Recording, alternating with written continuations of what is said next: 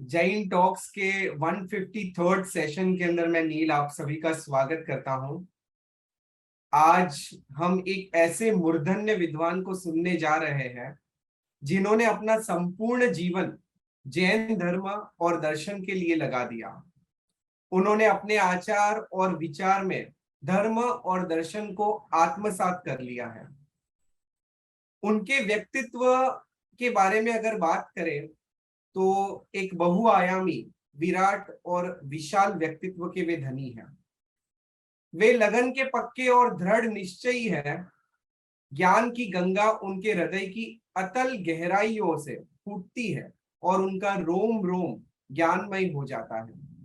उनका जन्म सौंधी गंध वाली माटी के प्रदेश बंगाल के अजीमगंज में हुआ है और आध्यात्मिक एवं नैतिक गुणों की परंपरा उनको विरासत में मिली है। वे जवाहरत का व्यवसाय करते हैं और जिस तरह वे हीरे पन्ने की परख करते हैं वैसे ही जीवन मूल्यों की परख कर उसे अपने दैनिक चर्या का उन्होंने अंग बना लिया है। उन्होंने विद्वान मनीषी साधु भगवंतों के सानिध्य में रहकर बहुत कुछ सीखा है और नीर क्षीर के विवेक को पहचाना है। आचार्य गुरु भुवन भानु सुरीश्वर जी महाराज साहेब, विजय कलापूर्ण सुरीश्वर जी महाराज साहेब, प्रवर्तिनी साध्वी श्री सज्जन श्री जी, साध्वी श्री निपुणा श्री जी से उन्होंने शिक्षा ग्रहण की है। इसके अतिरिक्त श्री गणेश ललवाणी जी, श्री भंवरलाल जी नाहटा, महोपाध्याय विनय सागर जी, श्री सुरेंद्र जी बोथरा से भी समय समय जैन धर्म की बारीकियों को जाना है, पहचाना है और अपने जीवन में उतारा है। Cambridge University, Massachusetts University, California University, Yale University, London University आदि के रिसर्च स्टूडेंट्स और प्रोफेसर के साथ मिलकर 50 से भी ज्यादा रिसर्च प्रोजेक्ट्स में उन्होंने कार्य किया है। 150 से अधिक साधु साध्वी भगवंतों को जैन धर्म दर्शन के तत्वों का अध्यापन कराया है। इसके अतिरिक्त अनेक धार्मिक शिविर के आयोजन किए हैं, जैसे पर्यूषण पर्व के अवसर पर। इस प्रकार उन्होंने अपना जीवन जैन धर्म और उसके सिद्धांतों को के विकास और संवर्धन में लगा दिया है। तो ऐसे व्यक्तित्व को सुनने के लिए हम सब आतुर हैं और मैं पूर्ण सम्मान से आमंत्रित करता हूं श्री ज्योति भाई कोठारी, जो कि जयपुर से हमारे साथ आज इस जैन टॉक्स के मंच के ऊपर जुड़े हैं। मैं उनका स्वागत करता हूं और जैन फाउंडेशन की पूरी टीम की ओर से बहुत बहुत धन्यवाद करता हूं कि उन्होंने अपना कीमती समय इस मंच के ऊपर दिया और आज वे मैनेजमेंट प्रिंसिपल्स फ्रॉम जैनिज्म के ऊपर बात करने वाले, जो कि बहुत ही इंटरेस्टिंग सब्जेक्ट है। तो मैं ज्यादा समय ना लेते हुए आमंत्रित करता हूं श्री ज्योति भाई कोठारी जी को। जय जिनेन्द्र। जय जिनेन्द्र। राम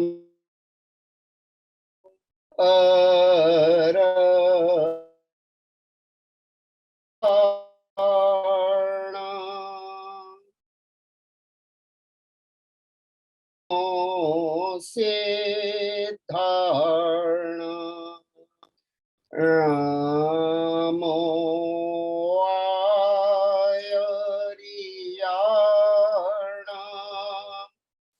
रामो उपच्छायान् रामो लोये सवसाऊर्णम्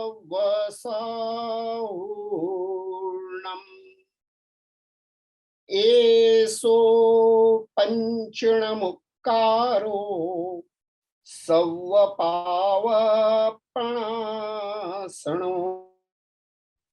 मंगलाणां च सव्येसिं परमं हवै मंगलम्।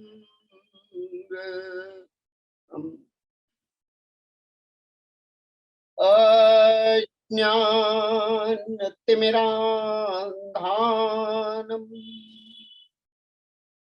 ज्ञानाञ्जनशलाकया चक्षुरुन्मीलितं येन तस्मै सद्गुरुवे नमः। तस्मै सद्गुरुवे नमः। जब हम मैनेजमेंट की बात करते हैं, हिंदी में प्रबंधन कहते हैं उसे, तो उसका दो एस्पेक्ट बहुत इंपॉर्टेंट है। एक जो इंडिविजुअल पे अप्लाई होता है, जिसको हम पर्सनल मैनेजमेंट कहते हैं, और दूसरा है जो ऑर्गेनाइजेशंस पे अप्लाई होता है, जिसमें बहुत सारे लोगों को मैनेज करना होता है। मैं पहले ऑर्गेनाइजेशनल मैनेजमेंट की बात करूंगा, जिसके अंदर organisational culture, organisational hierarchy, organisational behaviour, इन पर बात करेंगे। एज पर जैनिज्म, ऑर्गेनाइजेशन क्या है इज वेरी सिंपल, क्योंकि हमने तो ऑर्गेनाइजेशन का नाम ही ऑर्गेनाइजेशन दे रखा है, संघ, तीर्थ। तो जो चतुर्वेद संघ है वो जैन धर्म का ऑर्गेनाइजेशन है, और इस ऑर्गेनाइजेशन के टॉप पे पहले थोड़ी सी इसकी हियरार्की की बात कर लें, फिर इसके कल्चर की बात करेंगे, बिहेवियर की बात करेंगे, पैटर्न क्या है। तो इसके टॉप पे हैं सिद्ध भगवान, जो हम सभी के लक्ष्य भी हैं। और यदि मैं इंडस्ट्रियल मैनेजमेंट की दृष्टि से बात करूं, तो सिद्ध भगवान का इस संघ में स्टेटस क्या है? हियरार्की में सबसे ऊपर हैं। तो first we define his status. तो उनका स्टेटस है नॉन एग्जीक्यूटिंग चेयरमैन। वो एक ऐसे चेयरमैन हैं जिन्होंने इस ऑर्गेनाइजेशन में बॉटम टू टॉप काम किया है, रहे हैं इसमें, और अब उन्हें कुछ करने की जरूरत नहीं है। इतना कर दिया, इतना कर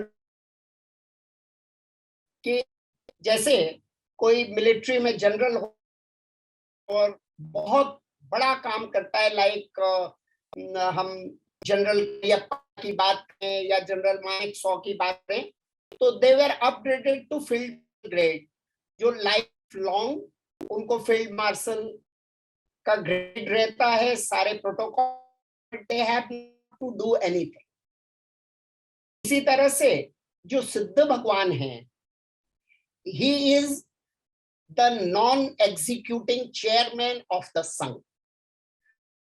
इतना ज्यादा किया है, इतना ज्यादा किया है कि now he is only enjoying the royalty, और उस रॉयल्टी के कारण वो एटर्नल फ्रीडम, एटर्नल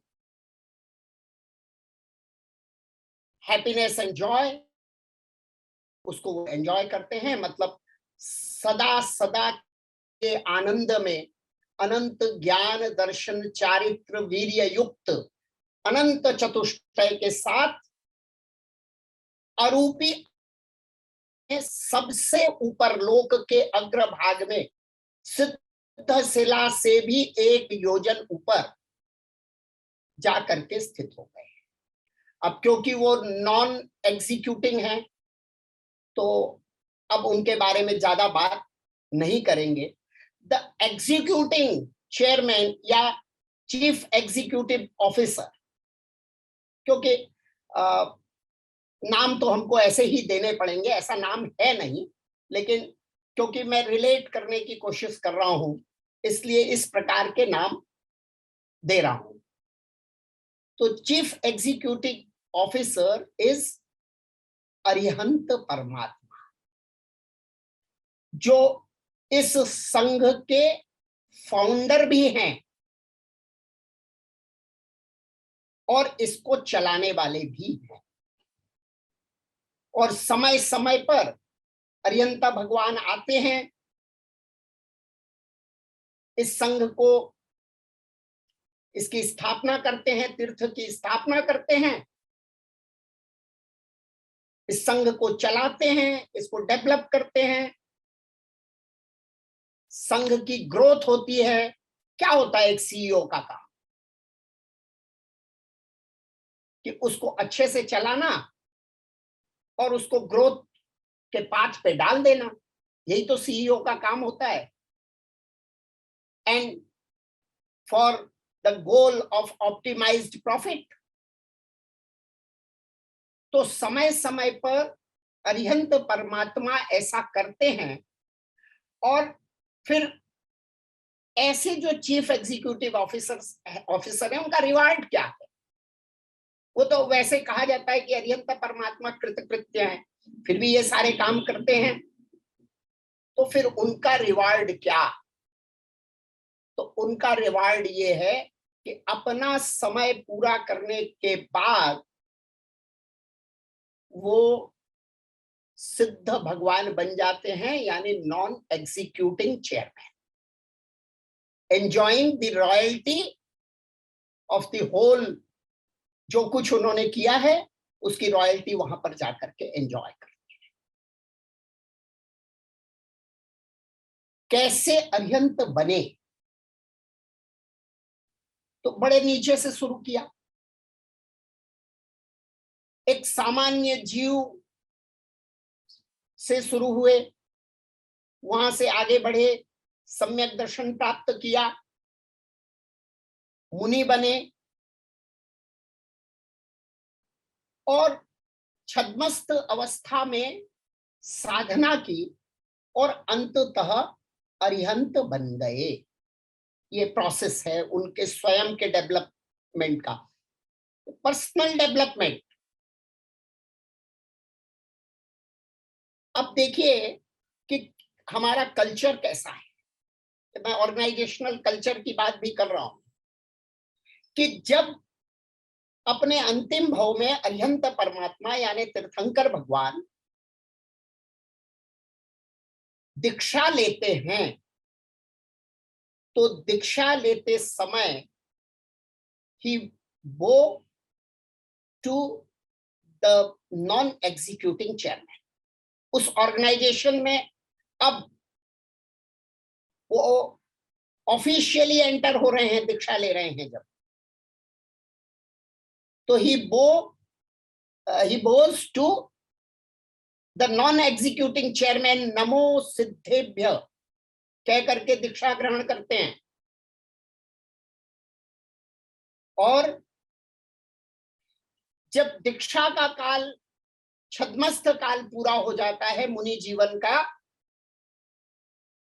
और केवल ज्ञान प्राप्त करते हैं, और अब उनका ऑफिशियल स्टेटस बनता है।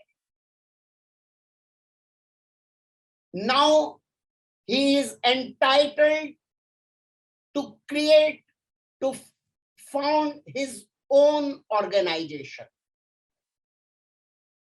अब पुरानी जो ऑर्गेनाइजेशन थी, अगर हम उदाहरण से समझें कि जब भगवान महावीर को केवल ज्ञान हुआ, तब तक पार्श्वनाथ का संघ मौजूद था, फंक्शनिंग था। लेकिन अब पार्श्वनाथ का संघ वो इसमें विलय हो गया। हम उत्तराध्ययन सूत्र में केसी गौतम संवाद से इस चीज को जानते हैं।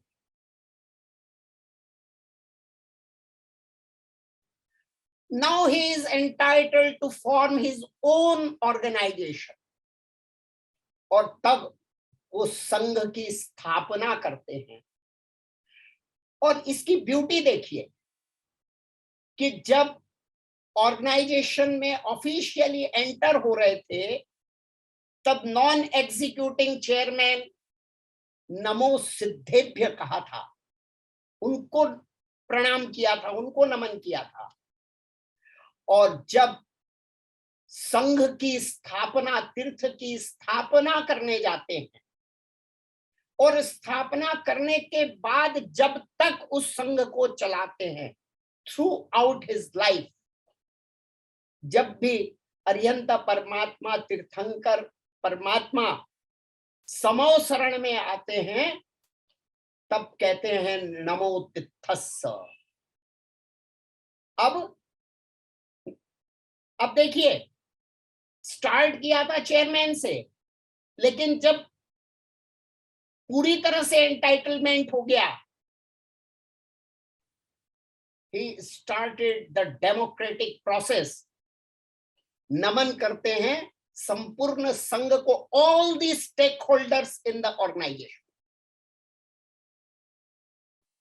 all the shareholders, all the employees, all the executives, all the customers, उस ऑर्गेनाइजेशन के जितने भी स्टेक होल्डर्स हैं वो सभी के सभी स्टेक होल्डर्स उस तीर्थ के अंदर आ जाते हैं। कितना डेमोक्रेटिक प्रोसेस है। The highest authority is going down to all the stakeholders of that organization, and that starts how the whole organization will behave in the future. This is organizational culture which is to be established. कोई organisation महान तब होता है जब उसकी संस्कृति, उसका culture, उसको एस्टेब्लिश किया जाए। और यहां पर जो लीडर है वो उस रोल को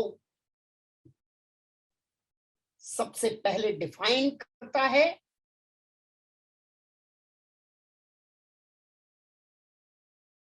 के लिए अपनी पूरी ताकत लगाता है।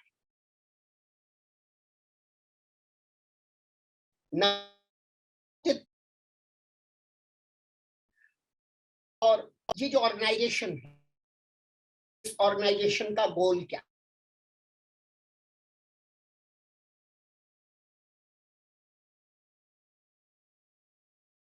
पहले सम्यक दर्शन से लेकर के सम्यक चार की जितनी भूमिका, जिसको 14 स्थानों में डिफाइन किया, तो पहले गुण स्थान से किसी जीव को उठा करके उसको अपग्रेड करते हुए 14वें गुण स्थान तक ले जाना, दिस इज द ऑर्गेनाइजेशनल गोल। और एक बहुत बड़े मैनेजमेंट गुरु हैं वारन बेनिस। He had been advisor to the 4 US presidents। America के 4 राष्ट्रपतियों के एडवाइजर रह चुके हैं। और तो बहुत कुछ है, बट अपने पास लिमिटेड टाइम है, तो उन्होंने एक आर्टिकल लिखा है, उसमें लीडरशिप को डिफाइन किया है। और उसमें सबसे पहली बात कहा, a strongly defined sense of purpose. Leader के अंदर ये चीज होना बहुत जरूरी है। तो अरिहंत परमात्मा, उनके अंदर strongly defined sense of purpose है कि जीवों को मोक्ष में लेकर के जाना है। अब इसमें कहीं कोई शंका नहीं है, जो कर he is determined of doing that। हालांकि अगर मैं आध्यात्मिक रूप से देखूं तो अरिहंत परमात्मा के साथ डिटरमाइंड शब्द भी नहीं लगता, लेकिन मुझे समझाने के लिए इस प्रकार से कहना पड़ रहा है, क्योंकि हम we are earthly minded people, तो हम उसी भाषा को समझ सकते हैं। अभी अध्यात्म की बात नहीं कर रहे हैं, इसलिए मैं उस भाषा में, व्यवहार भाषा में बात कर रहा हूं। और खुद का पर्पस तो होता ही है, उसके साथ में क्या होता है, द नेक्स्ट क्या है, लीडरशिप क्वालिटी जो मार्क बेनिस कहते हैं, वो है the capacity clearly to articulate a vision. अब अरिहंत परमात्मा का जो प्रवचन है, जो देशना है, उसके लिए अपने यहां पर बात आती है, सुआख्यात है। हमारी जो भावनाएं हैं ना, 12 भावनाओं की बात होती है, उसमें एक भावना है धर्म सुआख्यातत्व भावना, कि अरिहंत परमात्मा के द्वारा प्ररूपित जो धर्म है, वो धर्म सुआख्यात है, अच्छी तरह से बताया हुआ है, क्लियरली डिफाइंड। सो जो सेकंड पर्पस है कि the capacity clearly to articulate a vision, वो अरिहंत परमात्मा के अंदर बिल्कुल है। अब क्योंकि ये वारेन बेनिस, अब ये तो मैनेजमेंट डिफाइन कर रहा है, अरिहंत भगवान के जैसा आध्यात्मिक तो है नहीं, तो इसने कहा कि भाई जो आप विजन बता रहे हो, it's about living the vision, आपको उस पर जीना पड़ेगा, तब आप लीडर हो। डे इन डे आउट 24 घंटे आप अपने उस विजन पे जीते हो। एंड तीर्थंकर परमात्मा एक समय मात्र भी, जो टाइम की सबसे छोटी यूनिट है, उस एक समय मात्र भी उनके जीवन में इससे अन्यथा कुछ नहीं हो। So he is the perfect example, an ideal example of leadership. और ऐसी जो लीडरशिप होती है, वो फोर्थ पॉइंट कहते हैं वारेन बेनिस, कि जनरेटिंग ट्रस्ट, लीडर पे फॉलोअर्स का ट्रस्ट होना चाहिए। तो अरिहंत परमात्मा को आप्त कहा। आप्त का मतलब है जिस पर सभी विश्वास करें। और अनेक ग्रंथों में, जैसे आप्त मीमांसा करके ही एक ग्रंथ लिख दिया समंत भद्राचार्य ने, और उसके अंदर उनकी क्वालिटीज डिफाइन की, इनर जो एटर्नल क्वालिटीज हैं उनको डिफाइन किया उन्होंने, कि हम इसलिए अरिहंत को आप्त मानते। उसके ऊपर अष्ट सहस्री नाम की 8000 श्लोक प्रमाण टीका लिखी गई। तो generating trust is very important. हम कहते हैं कि अरिहंत पर विश्वास करो, ये अभी कहा जाता है, लेकिन कोई व्यक्ति हो जिसे मोक्ष में जाना हो, तो ये कहने की जरूरत नहीं है कि अरिहंत पे विश्वास करो, उसे करना ही पड़ेगा, नहीं तो नहीं जा सकता। ये उसका कमिटमेंट है। अरिहंत को जरूरत नहीं है कि उन पर विश्वास करो। मुझे मोक्ष में जाना है तो अरिहंत और उनकी वाणी पर मुझे विश्वास करना ही पड़ेगा, बिना किए मोक्ष में नहीं जा सकता। This is generating trust. और ये बेनिस साहब एक बात और कहते हैं, creating not just a vision, creating not just a vision, केवल एक विजन नहीं दे दिया हवा में, नहीं, but a vision with meaning. जो विजन दे रहे हैं, संपूर्ण जगत की व्यवस्था के बारे में बताया, मेटाफिजिक्स दिया, षड्द्रव्यात्मक जगत की पूरी व्याख्या की, 7 तत्व के माध्यम से, त्रिरत्न सम्यक दर्शन ज्ञान चारित्र के माध्यम से मोक्ष मार्ग की प्ररूपणा की। लेकिन केवल विजन नहीं दिया, but vision with a meaning कि मोक्ष में जाना है, और मोक्ष में जाने के पहले के सारे माइलस्टोन्स भी निर्धारित कर दिए कि आज मोक्ष में नहीं जा सकते, आज वो एटर्नल नॉन एग्जीक्यूटिंग चेयरमैन नहीं बन सकते, बट देयर आर हियरार्कीज कि आप सीढ़ी दर सीढ़ी चढ़ सकते हो 14 गुण।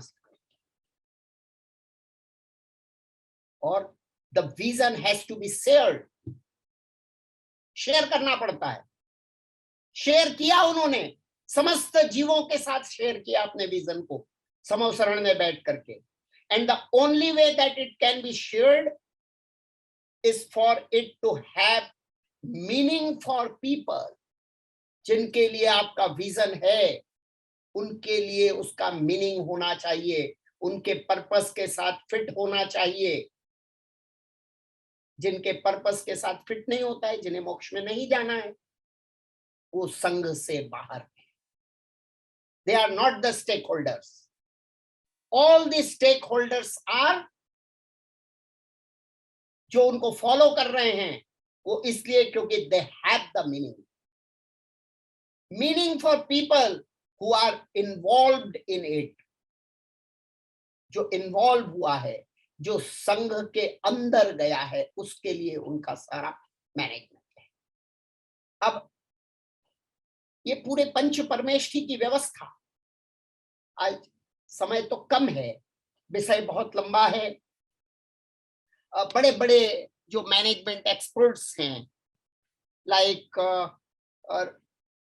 रोआन Gibson, Charles Handy, Stephen Covey, Michael Porter, CK Prahalad, Gary Hamel, बड़े बड़े मैनेजमेंट एक्सपर्ट्स हैं। इन सब ने जो ये सब 20th सेंचुरी के टॉप, वॉरेन बेनिस भी इसमें से एक है, जो चार प्रेसिडेंट के एडवाइजर हैं। इन लोगों ने जो चिंतन किया मॉडर्न डे मैनेजमेंट के बारे में, और उसके साथ मैंने थोड़ा सा कोरिलेट करने की कोशिश की है, तो अरिहंत परमात्मा और सिद्ध परमात्मा की बात। लेकिन what is his vision and how he propagates that, कैसे? तो सबसे पहले जब अरिहंत परमात्मा भगवान महावीर ने देशना दी, तो सबसे पहले क्या बोला? प्रथम उपदेश क्या है? अत्थि में उन्होंने कहा, एवमेगं सन्ना भवति तम जहा। अत्थि में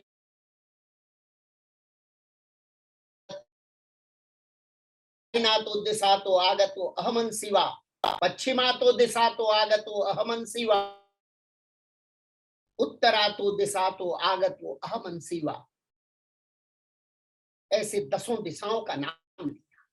विदिशा 4 दिशा, 4 विदिशा, और ऊर्ध्व और अधो, ऐसे 10 दिशा का नाम लेकर के कहते हैं कि जीव को पता नहीं है वो कहां से आया है, और फिर कहते हैं कि आगे कहां जाएगा ये भी पता है। इच्छा भविष्यामि, मैं आगे कहां जाऊंगा ये भी पता है। उसी के लिए, जिसको पता नहीं है उसको पता कराने के लिए, अपने विजन को शेयर करने के लिए ही तो उपदेश है। अब यहां से मैनेजमेंट का सबसे पहला प्रिंसिपल चालू होता है कि आपको कुछ करना है। वो कहते हैं कि अहम चूते पेक्षा भविष्यामि, मैं आगे कहां जाऊंगा। और जब ये प्रश्न होता है कि आगे कहां जाऊंगा, that defines the whole path of our life. मैं घर से कहीं बाहर निकलता हूं जाने के लिए, अब वाइफ पूछती है आप कहाँ जा रहे हो? ऑफिस जा रहे हो? हाँ जा रहा हूं। तो ऑफिस तो मार्केट में है, तो मार्केट से मेरे लिए ये चीज ला देना। बड़ा simple, day to day life में हम सबके साथ ऐसा होता है। यानी जब कहीं जाने की बात है, उसके साथ काम अपने आप जुड़ गया, तो आगे कहां जाना है, इसका मतलब मुझे आज से आगे तक के लिए क्या करना है। अब क्या करना है ये गोल है, अगर यही डिफाइन नहीं होगा तो क्या मैनेजमेंट करेंगे। तो गोल डिफाइन करने की बात करते हैं भगवान। जब हम नमो अरहंताणम बोलते हैं, एक छोटा सा बच्चा जन्म लेता है, उसको सबसे पहले सिखाया जाता है नमो अरहंताणम। क्यों सिखाया जाता है? उसकी जन्म घूंटी में, उसके डीएनए में ये डालने की कोशिश की जाती है कि your goal is to be Arihant.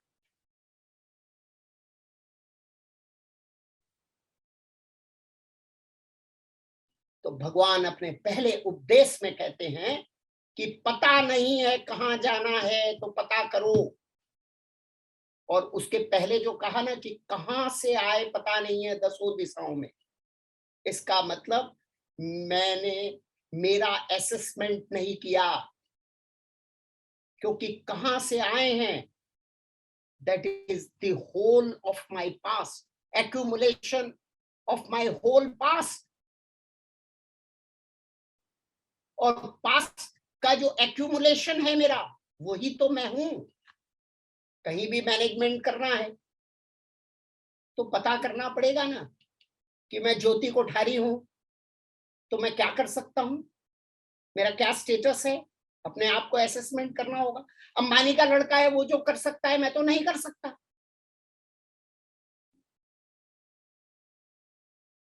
Assessment करो। तो भगवान ने पहले सूत्र में कहा 10 दिशा में से कहां से आए हो ये पता करो, और उसके बाद अपना गोल सेट करो कि कहां जाना है। कितना क्लियरली आर्टिकुलेट किया अपने विजन को, और जहां वो खुद पहुंचे हैं उसको अच्छी तरह जानते हैं, उसी को आगे पास ऑन। ये भगवान का मैनेजमेंट है। और उसी सूत्र के आगे भगवान कहते हैं कि जो यह जानता है, जिसको पता चल गया कि वो कहां से आया है और कहां जाएगा, कि अहम आसी, मैं कौन हूं, तो उसको पता चल जाता है कि मैं कौन हूं, मेरा स्टेटस क्या है, व्हाट इज माय एग्जिस्टेंस। उसने एसेस कर लिया अपने आप को,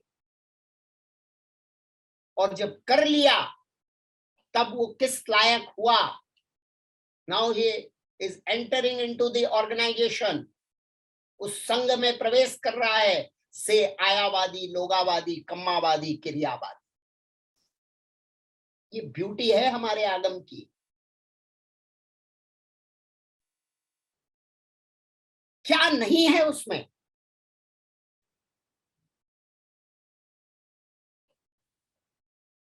सिद्ध भगवान की बात हुई, पर्यंत भगवान की बात हुई, अब आचार्य भगवंत की बात। वो क्या करते हैं?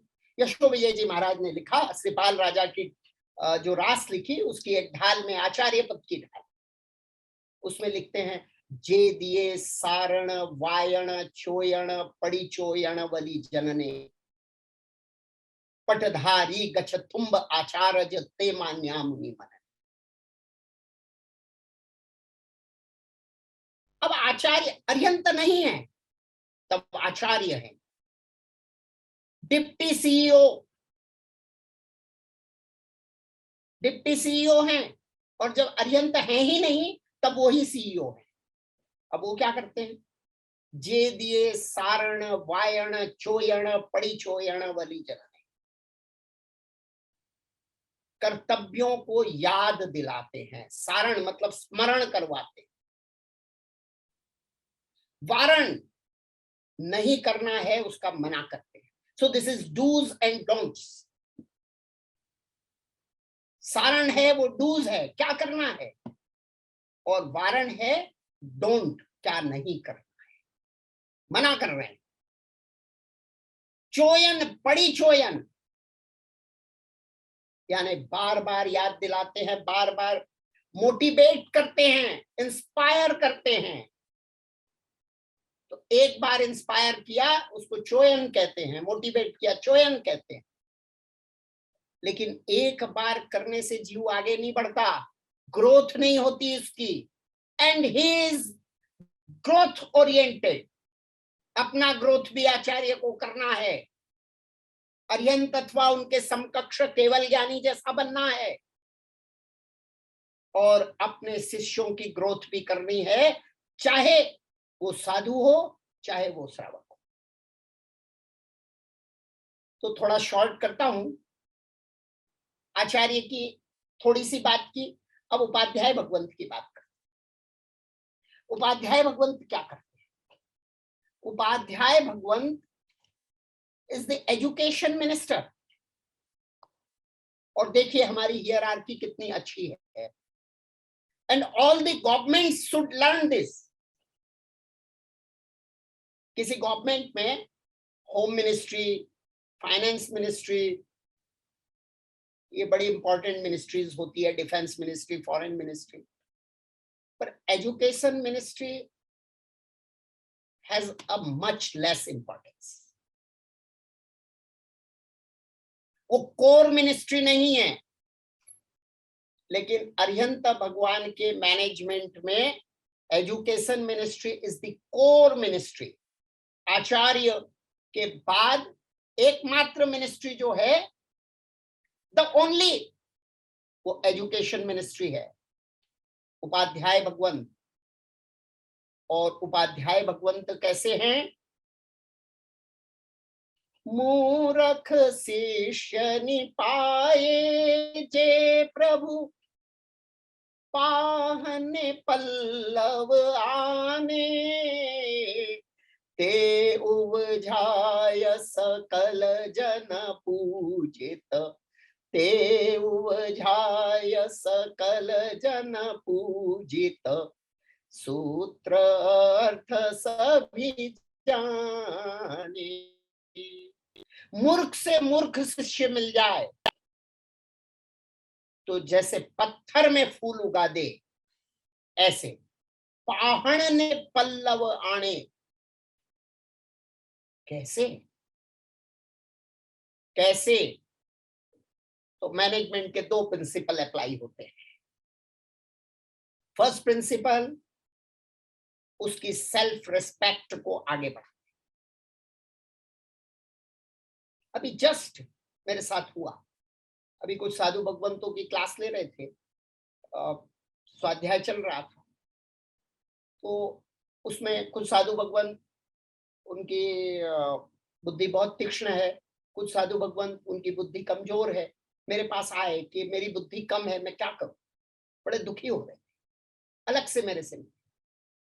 तो मैंने कहा कि मति ज्ञान के जो 12 भेद तत्वार्थ सूत्र में कहा है, बताया है, उसमें एक भेद क्षिप्र है और दूसरा भेद अक्षिप्र है। क्षिप्र का मतलब जो जल्दी से हो जाए, अक्षिप्र का मतलब जो देर से हो।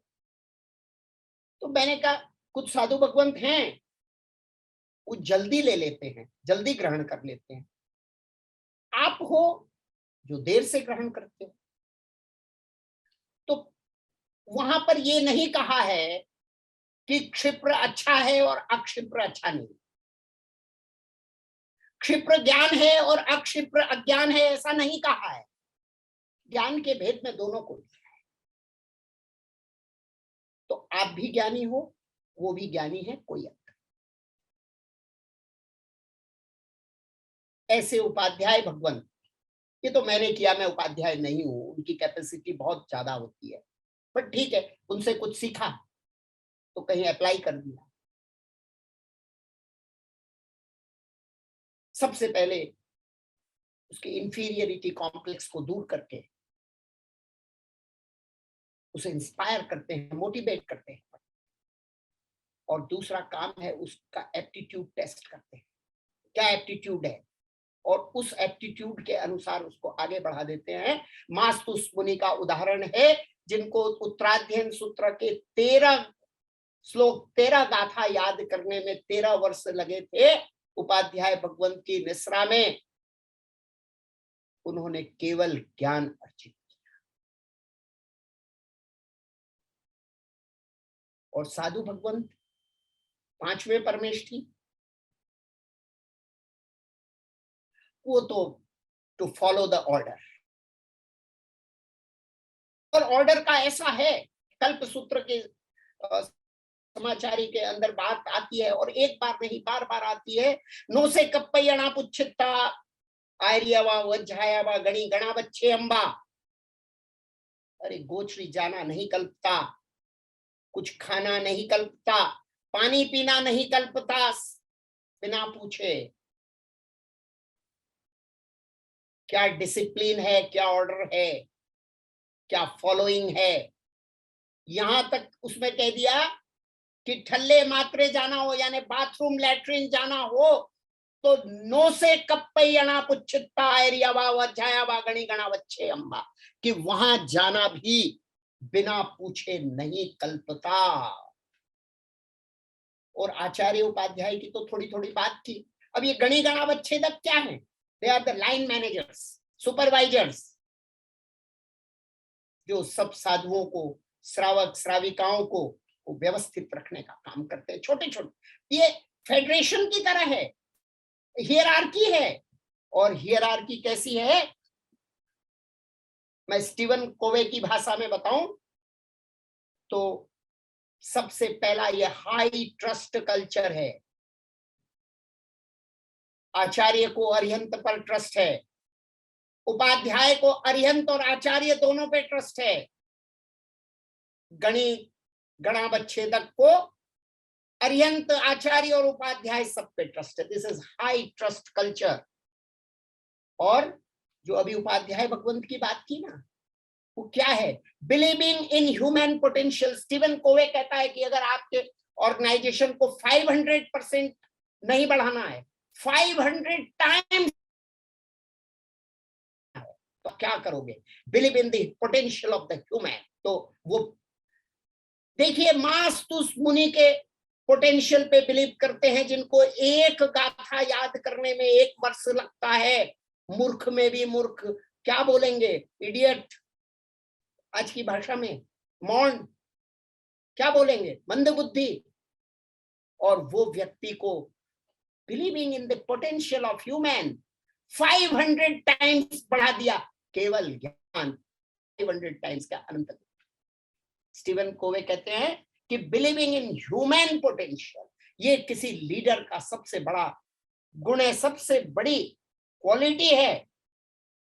एंड क्या प्रिंसिपल इन प्रैक्टिस, जो प्रिंसिपल है उसको प्रैक्टिस में लाओ। एंड प्रिंसिपल सेंटर्ड लीडर्स की बात करते हैं स्टीवन कोवे।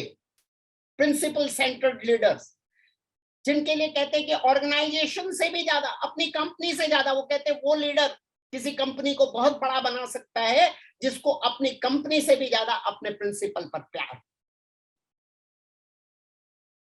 तो जिसको अपने शिष्यों से भी ज्यादा अरिहंत भगवान की वाणी, जो उनका प्रिंसिपल है, जो उनका सिद्धांत है, उस पे प्यार हो, वो व्यक्ति आचार्य उपाध्याय गणी गणा बच्छेदक बनता है।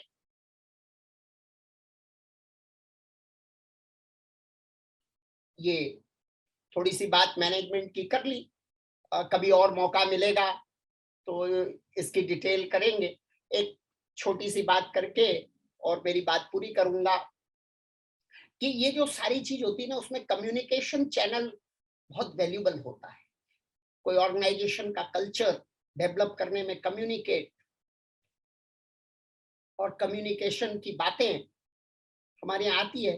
कल्प सूत्र के अंदर बात आई, जब देवानंदा माता के गर्भ से भगवान महावीर का गर्भ संहरण हुआ, तब इंद्र हरिणी गमेशी देव को कहते हैं, गब्भम सहरम सहरिता एमाण में हम खिप्पा में व पच्चप्पे नहीं, कि ये सारा काम करके, गर्भ का संहरण करके, गर्भ का अपहरण करके, और देवानंदा से त्रिशला माता की कुक्षी का देवानंदा, ऐसा करने के बाद जल्दी से करना और करके मुझे मेरी आज्ञा प्रत्यर्पण करना, अर्थात जो कुछ किया है वो मुझे बताना। और जब ये सारा काम हरिणई गमेसी देव कर देते हैं, तम देवस्स देवरण्यो एयमाणत्यम खिप्पामेव पच्चप्पिनत्ति, वो जा करके देवराज देवेंद्र को उनकी आज्ञा प्रत्यर्पण करते हैं। कम्युनिकेशन का देखिए कितना, और जब वो आज्ञा देते हैं ना, बड़ी डिटेल में देते हैं कि ऐसे करना, इस वजह से करना, क्लियरली डिफाइंड है ऑर्डर, और उसको क्लियरली वो रिटर्न करते हैं हरिणई गमेसी देव। इसका वर्णन भी आता है। आज इतना ही, फिर कभी मिलेंगे तो और बात करेंगे। जय जी। जी जी, थैंक यू सो मच ज्योति भाई। बहुत ही आपका मीन्स जिस तरह आपने पंच परमेष्टियों को लेके पूरा ऑर्गेनाइजेशन मैनेजमेंट के ऊपर पूरा टॉक सेशन दिया, बहुत ही इंटरेस्टिंग रहा। मैं सोचा भी नहीं था कि इस तरह भी हम मैनेजमेंट थियोरी को स्टडी कर सकते हैं। यानी जैन शास्त्रों को अगर इस एंगल से देखो तो पूरी मैनेजमेंट थ्योरी हम लोग पूरी स्टडी कर सकते हैं इससे। अभी हमारे पास थोड़ा 10 मिनट का समय है। सो अगर किसी को कोई प्रश्न पूछना है तो आप हैंड रेज कर सकते हैं।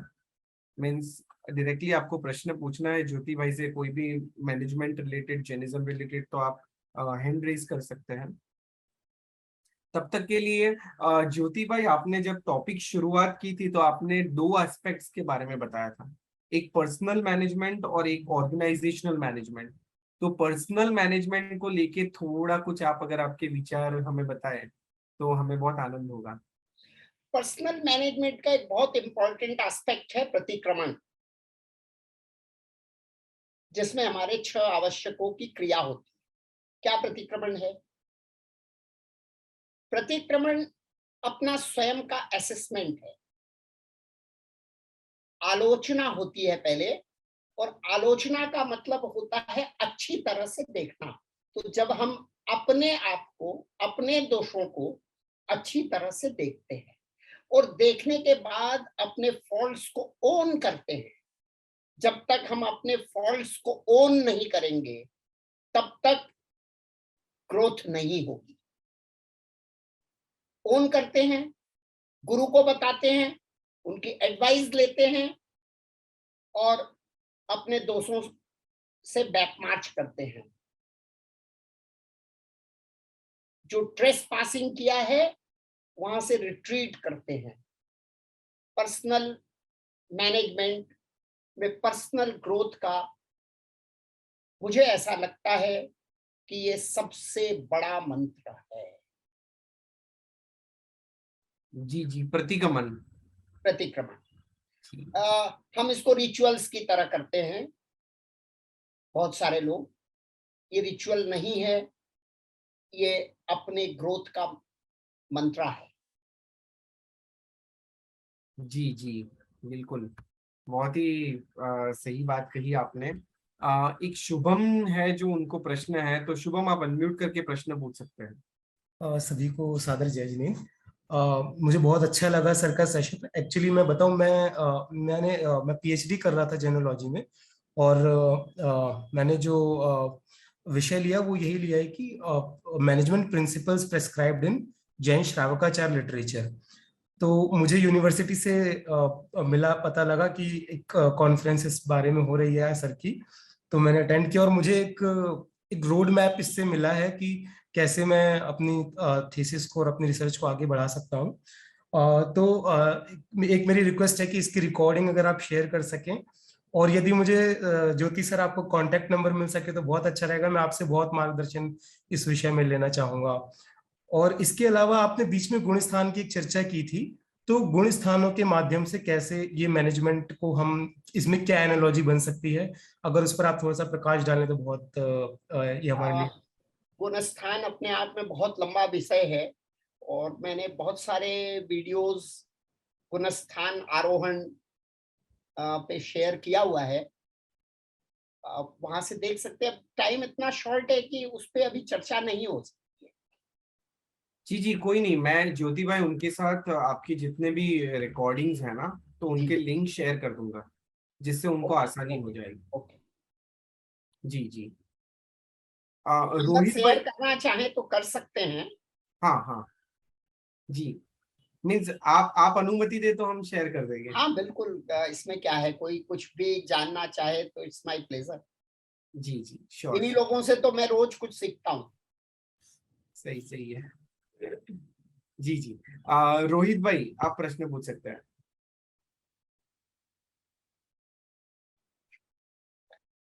हाँ जी, प्रणाम गुरुजी। प्रणाम।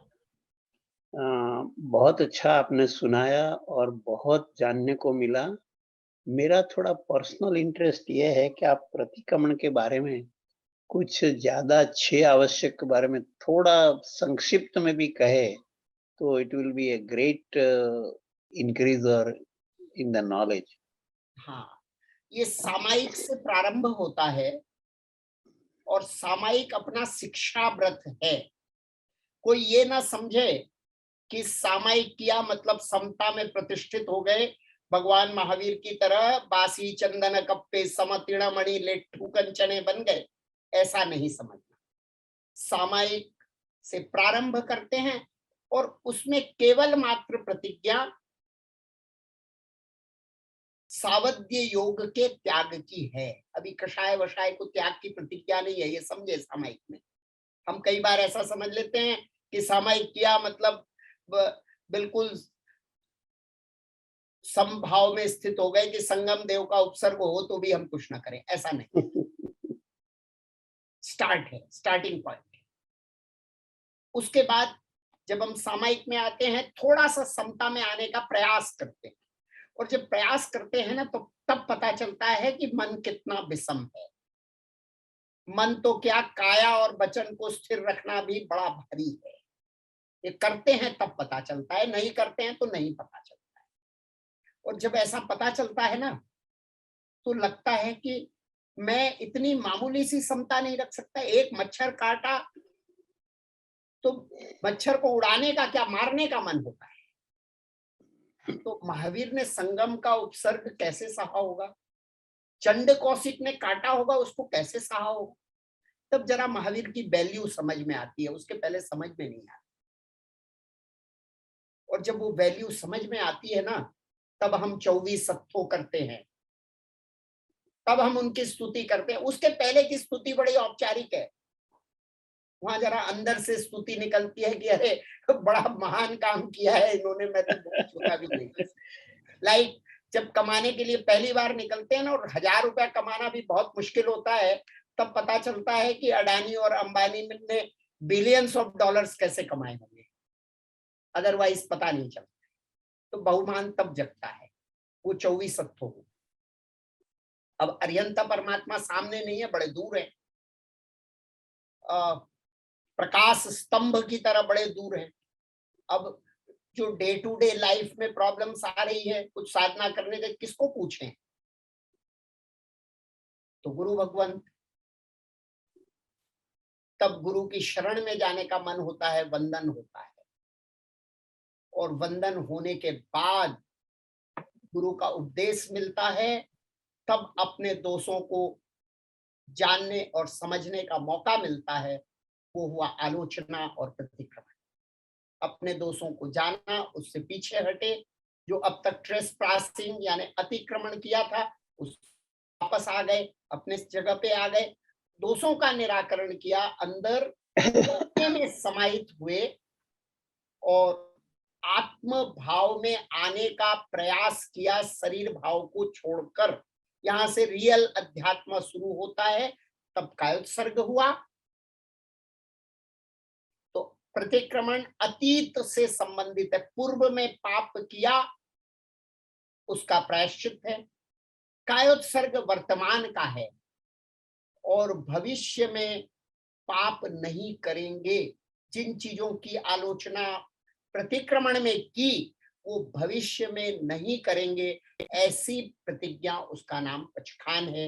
ये 6 आवश्यक रूप हमारा प्रतिक्रमण। धन्यवाद, धन्यवाद, खूब सरस। जी इस जी पर भी काफी वीडियोस हैं डिटेल में, जी तो एकदम शॉर्ट में, क्योंकि समय की तो जी जी जी मर्यादा जी है ही। जी जी बिल्कुल। जी, थैंक यू सो मच ज्योति भाई। और किसी को कोई भी प्रश्न है तो आप हैंड रेज कर सकते हैं।